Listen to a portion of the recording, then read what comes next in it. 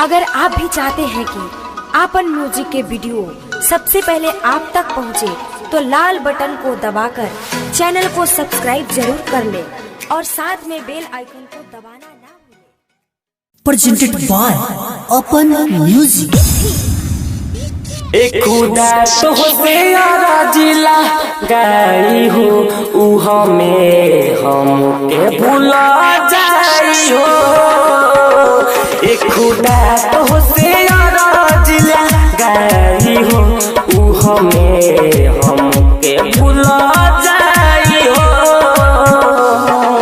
बड़ी बेरहम हमारो सनम करे चक्कर में घुट घुट के जी हम हो न करिया दाना याद आई हो हमें हमके भूला जाई हो। एक खुदा तो होशियारा जिला गई हो हमें हमके भूला जाई हो। एक खुदा तो होशियारा जिला गई हो हमें दुआ करिले बस है जैसे दिल दूर हो जाओ बस ओकरा पास से दुआ करिले बस है जैसे दिल दूर हो जाओ बस ओकरा पास से।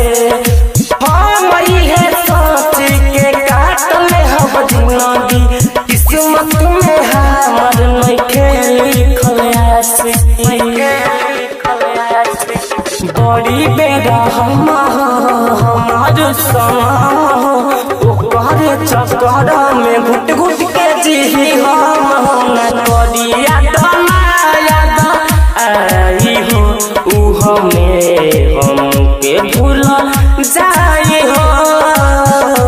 एक खुदा तो होशियारा जिला गई हो उ हमें राइटर अनसदानी सकथे बताई हो जिकरा के हम चाहनी कोई बेवफाई हो। राइटर अनसदानी सकथे बताई हो जिकरा के हम चाहनी कोई बेवफाई हो। सागर सूजी तो का कहिरा नजर अब प्यार ना होई बहुत भइल गंगा बहुत भइल गंगा।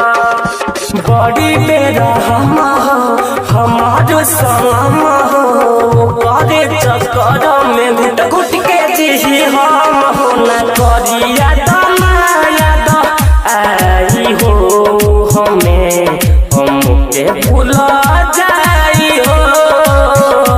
एक खुदा तो होशियारा जिला गई हो हमें हमके भूला जाई